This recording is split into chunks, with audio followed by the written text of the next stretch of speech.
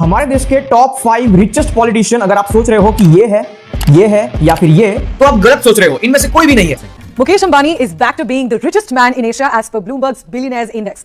शाहरुख खान अब एक बिलियनियर बन चुके हैं। सही सुना आपने। पर अफसोस, एक किसान जो खुद फसल उगाता है लेकिन उसे खाने तक को नहीं मिल पाता, और वहीं पर एक नेता जो झूठा वादा करके झूठा सपना दिखाकर सत्ता में आता है और करोड़ों की संपत्ति बना ले जाता है। According to Prime Minister Modi's poll nomination affidavit, he owns movable assets worth rupees 3.02 crore. N Chandrababu Naidu, जिनके पास टोटल 668 करोड़ के एसेट्स हैं। RJD leader Tejasvi Yadav declared assets ahead of Bihar polls. और वहीं किसान जहर खाने को, फांसी के फंदा को चूमने को मजबूर हो जाता है। तो किसान की ऐसी हालात का जिम्मेवार कौन है? सिस्टम, पैसा या सरकार? सब कुछ जानेंगे इस वीडियो में, बस वीडियो को अंत तक देखिएगा। तो आइए शुरू करते हैं। वह जो धरती को माँ कहता है, जो मिट्टी में भगवान को ढूंढता है, आज वही जिंदगी की सबसे बड़ी लड़ाई लड़ रहा है। जी मैं बात कर रहा हूँ भारतीय किसानों की, जो देश को खिलाता है लेकिन खुद भूखा मरता है, और जब वो अपने हक की बात करता है तो उसे देशद्रोही कहा जाता है। और किसान की असली दुश्मन कौन है? क्योंकि भारत के 58% आबादी सिर्फ खेती पर निर्भर करती है, जो कि आंकड़ा बताता है, लेकिन वास्तविकता कुछ और हो सकती है। लेकिन अब किसानों के लिए खेती करना जरूरी नहीं, बल्कि उनकी मजबूरी बन चुकी है, क्योंकि उनके पास और रोजगार ही नहीं है जिसके जरिए वो अपने घर के हालात को सुधार सके। और यहीं से शुरू होता है किसान का शोषण। मजबूरी में कृषि कार्य में लगा रहता है, और जिसके वजह से उसे मुफ्त में मिलता है तनाव, मानसिक बीमारी और गरीबी, जिसके कारण हर साल किसान सुसाइड करते हैं। और NCRB के आंकड़े कहते हैं हर साल 11,000 से ज्यादा किसान आत्महत्या करते हैं, यानी हर 47 मिनट में एक किसान अपनी जिंदगी को खत्म कर लेता है। और वजह सिर्फ इतना होता है कि कृषि कार्य के लिए लिया गया कर्ज लगातार बढ़ता जाता है। कभी बीज महंगे हो जाते हैं, कभी खाद महंगी हो जाती है, कभी बिजली महंगी हो जाती है, और इन सब के बावजूद भी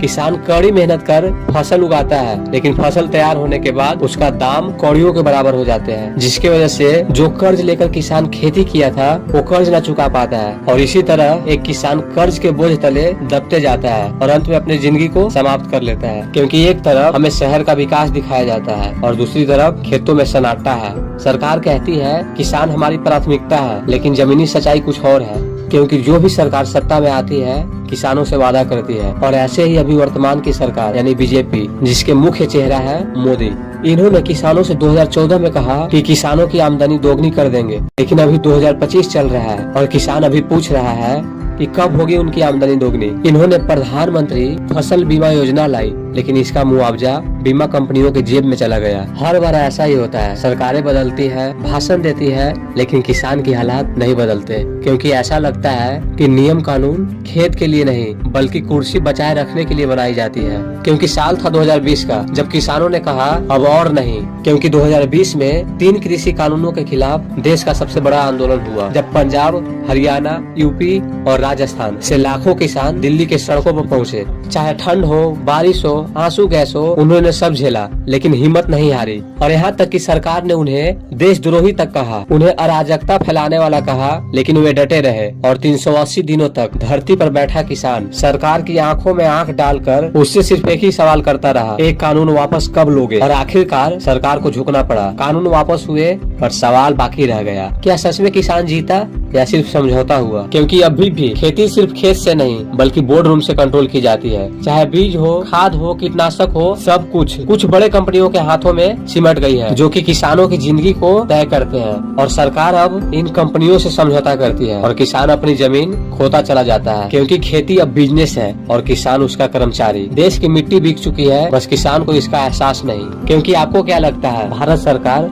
अपने किसानों को जितनी सब्सिडी देना चाहिए उतना देने में सक्षम नहीं है? तो इसका जवाब है नो। क्योंकि भारत के पास इतनी संपत्ति है कि किसानों को जितना हक बनता है सब्सिडी के लिए, उससे कई गुना ज्यादा देने का भारत सरकार के पास कैपेसिटी है। इसके बावजूद भी किसानों को उनके हक का सब्सिडी नहीं मिल पाता। क्योंकि अमेरिका जैसे देश अपने किसानों को अरबों डॉलर देते हैं, लेकिन भारत में जस्ट इसका उल्टा होता है। किसान की फसल खराब होने के बावजूद भी उसे उसका मुआवजा नहीं मिलता। और इतनी परेशानियों के बाद जब कोई किसान मरता है तो मीडिया चुप रहती है, लेकिन जैसे ही वो अपने हक के लिए सड़क पे उतरता है तो मीडिया उसे राजनीति कहती है, देशद्रोही बना देती है और जिसकी वजह से सच्चाई दब जाती है और मीडिया का टीआरपी का खेल जीत जाता है। और फिर सरकार का सिस्टम आसानी से कह देता है कि किसान खुश है, पर असली सच्चाई कैमरा पे कभी दिखाई ही नहीं जाती। क्योंकि एक समय ऐसा था जब किसान अपनी मेहनत के बदौलत धरती का सीना चीर कर अन्न उपजाता था, इस मिट्टी से सोना पैदा करता था। लेकिन अब उसी खेत से किसान को उम्मीद तक नहीं जगती। किसान पूरी तरह हार चुके हैं, मजबूरियों ने उनका गला घोट चुका है और किसान मरने को मजबूर है। लेकिन हम सभी युवा किसानों की नई उम्मीद बन सकते हैं, क्योंकि हर अंधेरे की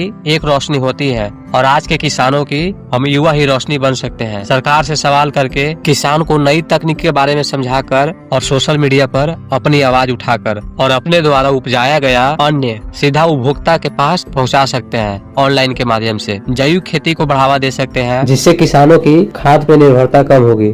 इस सब बदलाव की शुरुआत हो सकती है और किसान के हालात तभी सुधर सकते हैं जब सरकार, नीति और जनता तीनों एक साथ आए तो हमारे किसान फिर से अन्नदाता बन सकते हैं, कर्जदार नहीं। क्योंकि हमें समझने की जरूरत है, किसान का दर्द सिर्फ उसका दर्द नहीं, पूरे देश का दर्द है। जब किसान रोता है तो अन्न सूख जाता है और जब किसान मुस्कुराता है तो पूरा भारत खिल उठता है। तो अब वक्त आ चुका है कि हम इस बात को पहचाने कि किसान का असली दुश्मन कौन, क्या सरकार या सिस्टम, और उसे पहचान कर उस समस्या को पूरी तरह खत्म करे। क्योंकि हमारे किसानों को बचाना है तो राजनीति नहीं बल्कि इंसानियत से सोचना होगा। तभी भारत के किसानों के हालात सुधर सकते हैं और उनके अंदर एक जज्बा आएगा, एक जुनून आएगा और फिर से एक नई उम्मीद जागेगी और हमारे किसान फिर से अन्नदाता बन पाएंगे। तो आई होप मेरी बात आप समझ पाएंगे। आप क्या सोचते हैं किसानों के बारे में, कमेंट में लिखिएगा। धन्यवाद।